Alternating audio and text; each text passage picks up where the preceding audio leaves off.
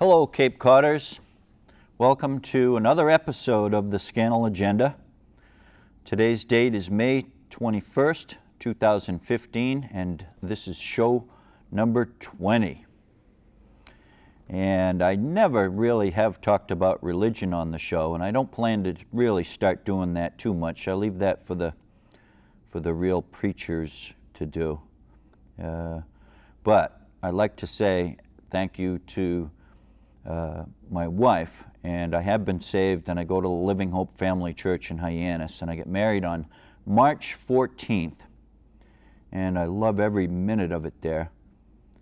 And also a nice church down in Florida. I'll tell you about that if I have time, but I just wanted to say I'm a married man now, very happy,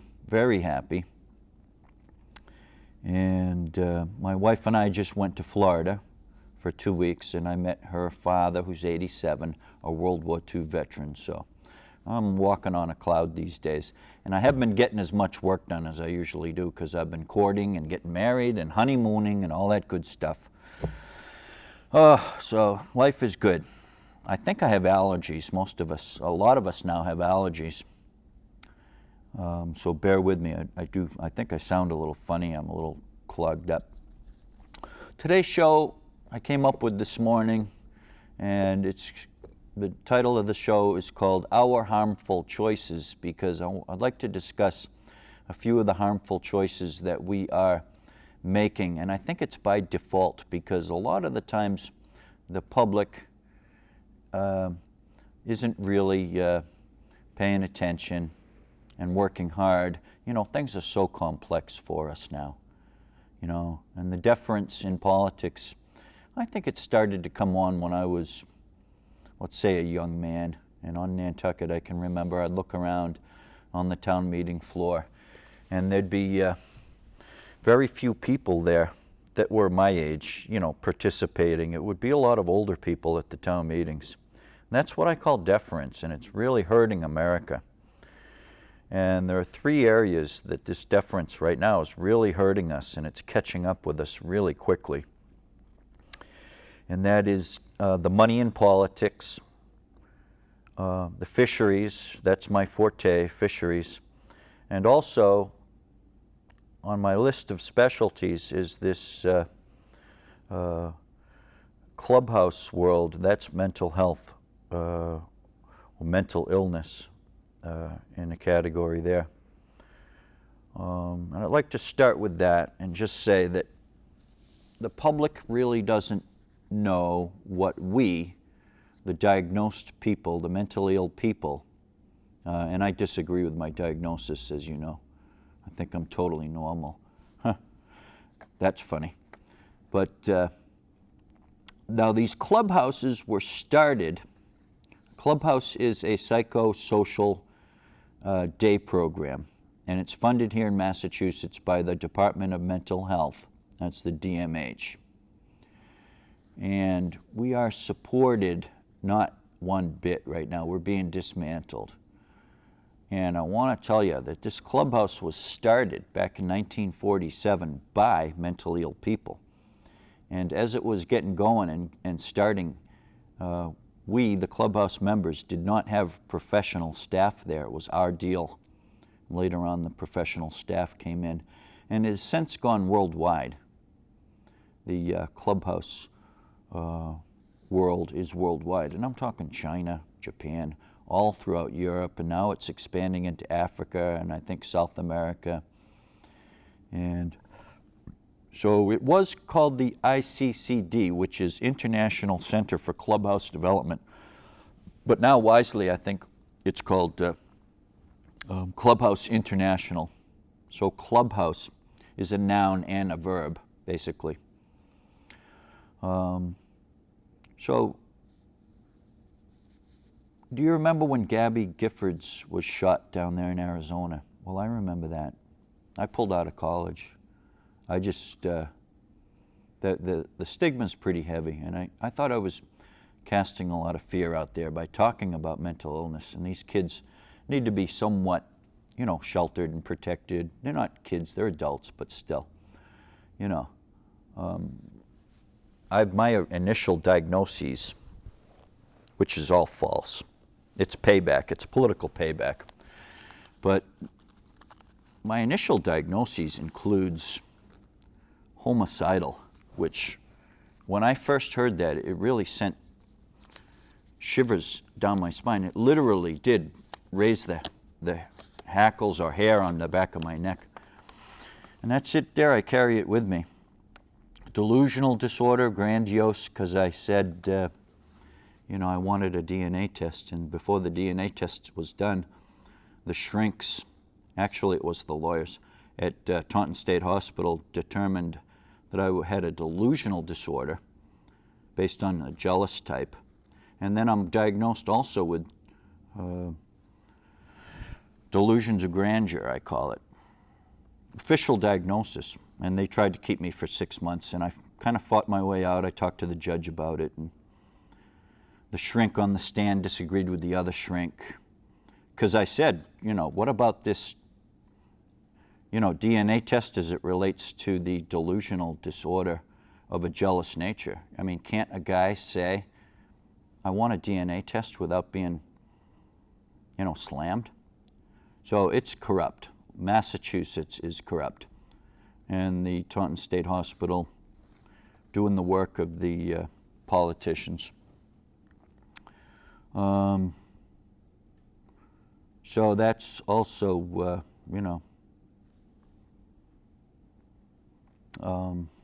homicidal, which, whoa, what did I do?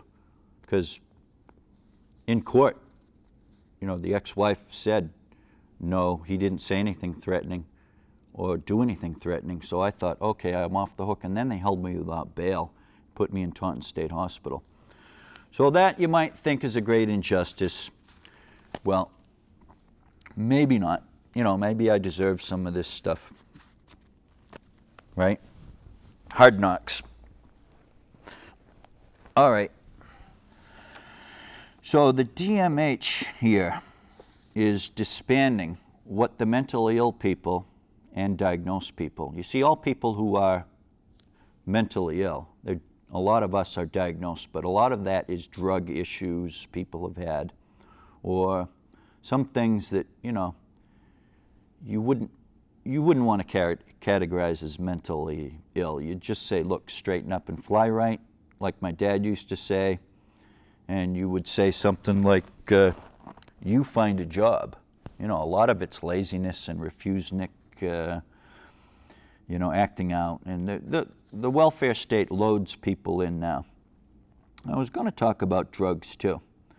And the thing with the drugs is, I think we can expect that there's going to be a great increase in the numbers of people who are dependent upon the taxpayer for a check. And I don't think that's right. In the old days, they didn't handle things this way. So right now with the clubhouse world, you see we're non-clinical, and there's a big fight between clinical and clubhouse. And the shrinks and the big psychiatric establishment is sort of like, in a way, it's very much similar to what Eisenhower called the military-industrial complex. Well, in this case, it's the psychiatric-industrial complex.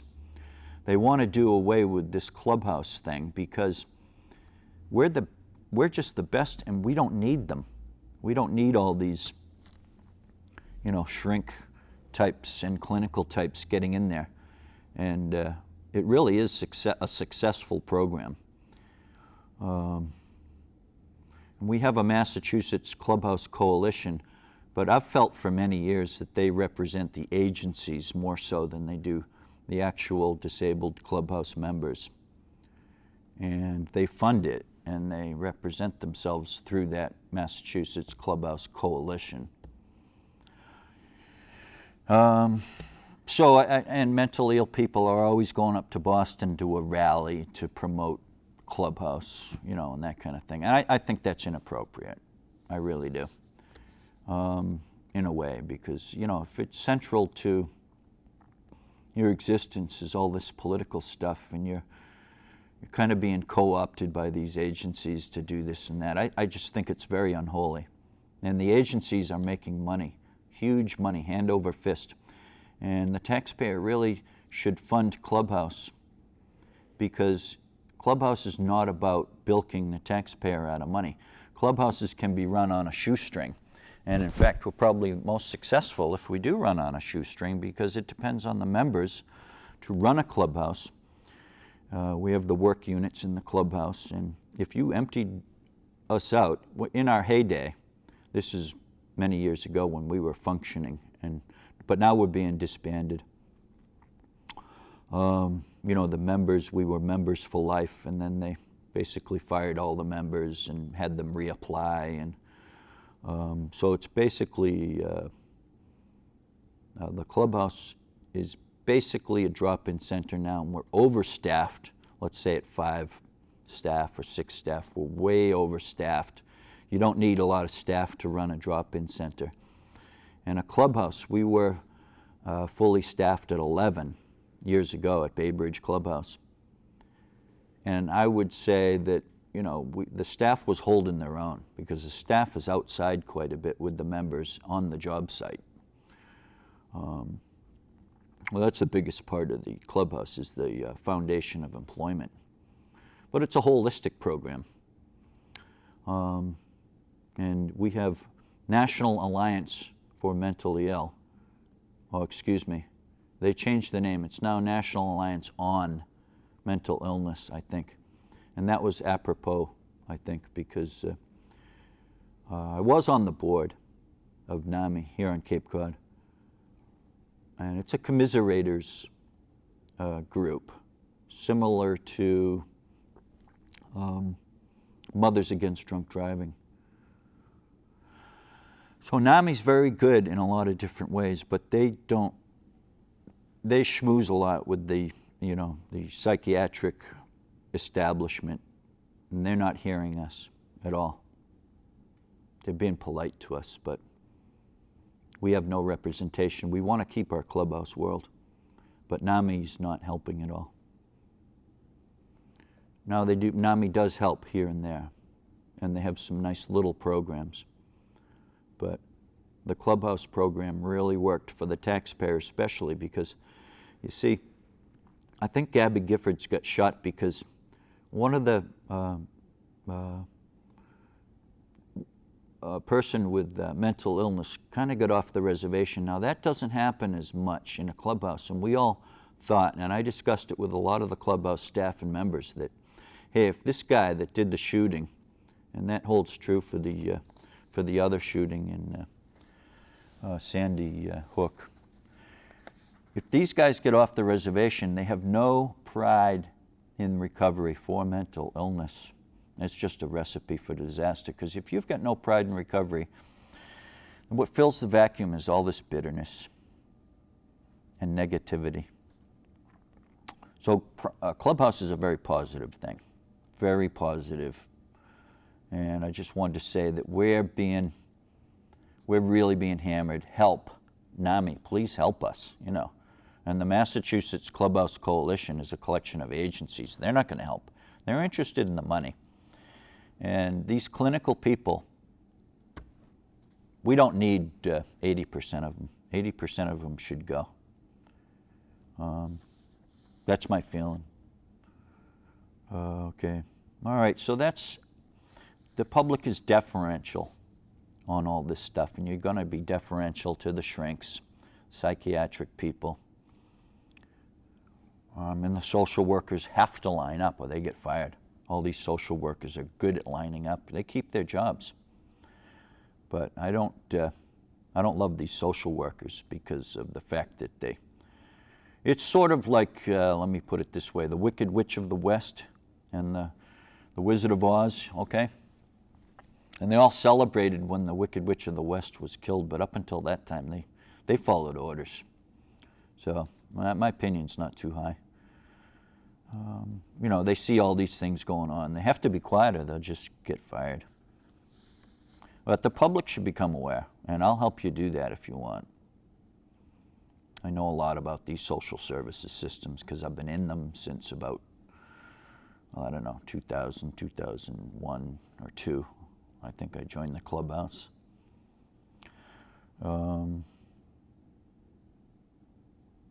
Yeah, so if you don't want these people running amok who have mental illness, listen to me, because we need to get people into the clubhouse world. There's a lot of good positivity and pride in recovery, and group recovery overtakes personal shame. It's awesome. So I can't stress enough that the public needs to stop the deference to these clinical types.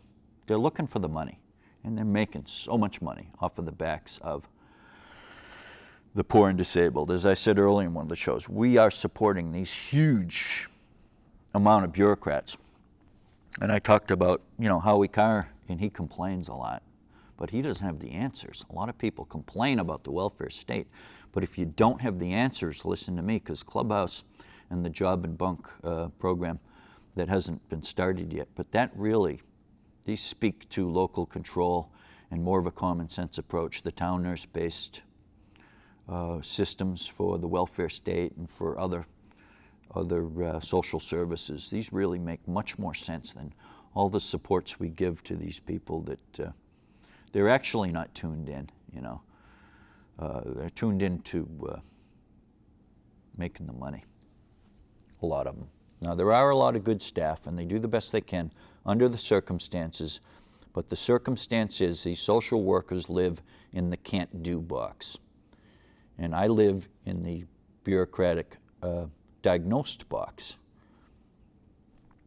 So if you want common sense, we got to design these systems to have common sense. And it's very dangerous, this business of deferring to these this psychiatric industry. Their number one priority is themselves. And so I strongly support you to support me to push for freestanding and independent clubhouses. These are ICCD or Clubhouse International clubhouses. There's about 32 of them, I think, in Massachusetts. Okay, that's a deferential problem that the public is having. These are harmful choices the public is making. Now, fisheries. Here's another subject. Of course, I've been harping about the fisheries. The problem with the fisheries is not with the fishermen, it's with the public. The public has a problem, and that is deference. The public wants to be squarely with the fishermen. They want fisheries for the fishermen.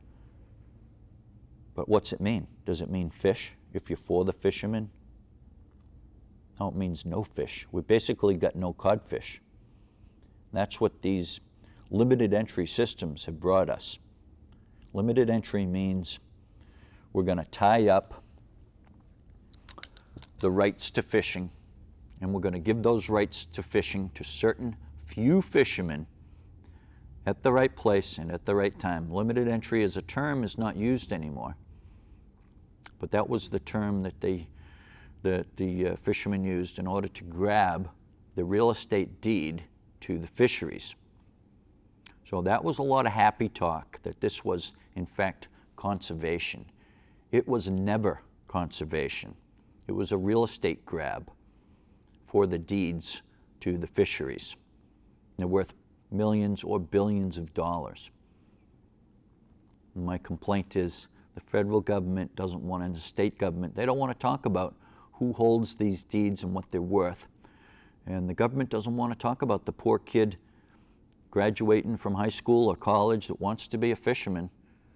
It's just pathetic what we've done in our deference. It's no good. And I complained to the Nantucketers because I was involved in an issue many years ago, the salt pond issue. And the Nantucketers, that is the native Nantucketers, and also the other contingents, the islanders, and just people in general, they knew what was happening was wrong and immoral, and yet they deferred. They didn't fight. They didn't stand up. And at the end of it, I called them flag burners for doing that. for being deferential. And I'd just like to repeat that for the Nantucketers. If you're deferential, you might as well just burn the flag. You have to participate in government. If I'm standing at a town meeting and I'm a young man and I'm looking around and it's all old people, you might as well just burn the flag.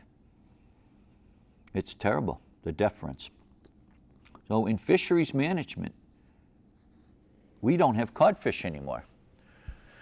So the housewife in Indiana, she doesn't have codfish to put on the table, let alone the people of Cape Cod. We don't have codfish. And fisheries are very down in production. So what's all this deference to fishermen gotten you, gotten us? I'm not the deferential type. I get punished for it. It's bad.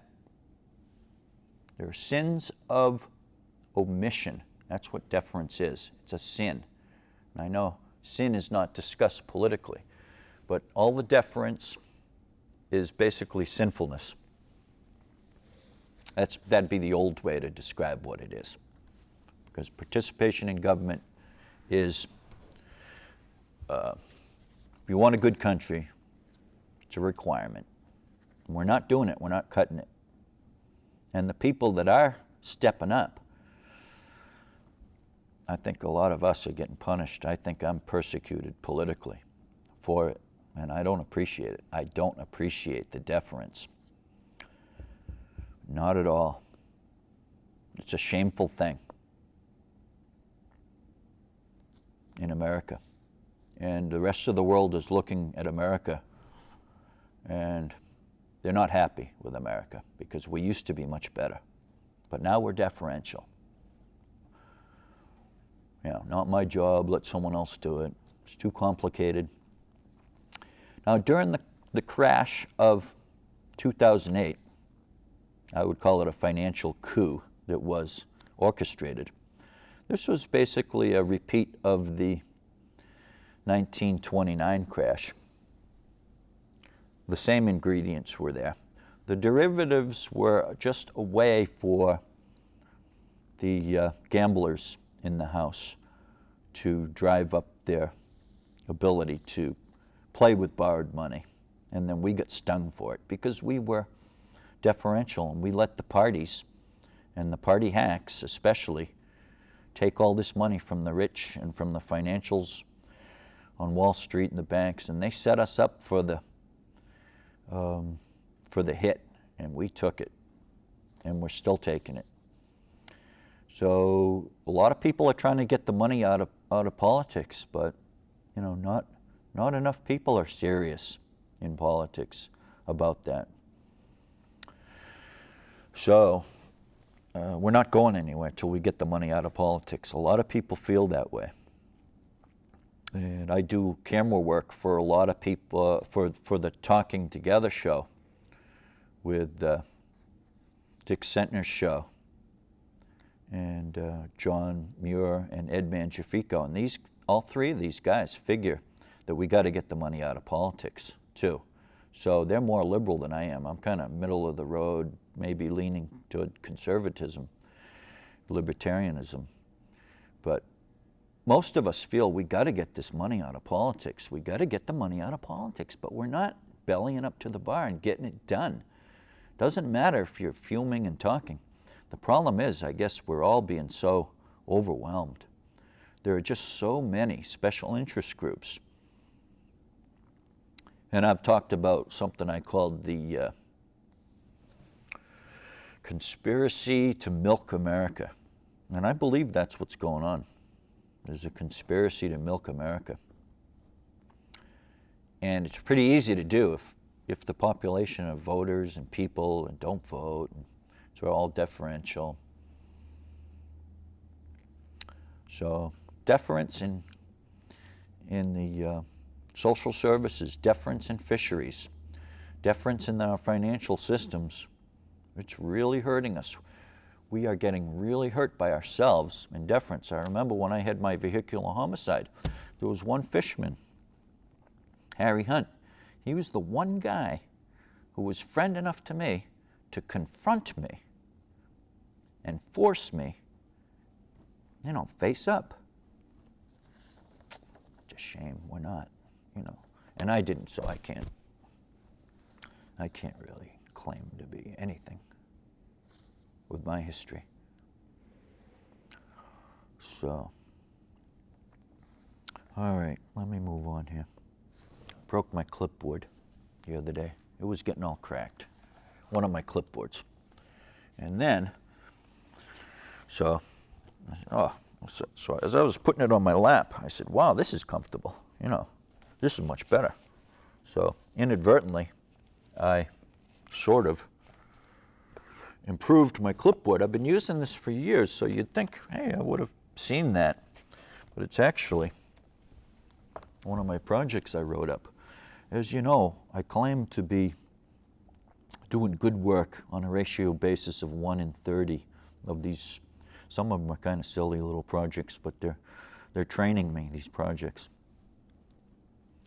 And that's a good thing, because I think it's in my blood to be a designer and to work on these systems. Dad was, and Mom was a very good servant to the public as town nurse.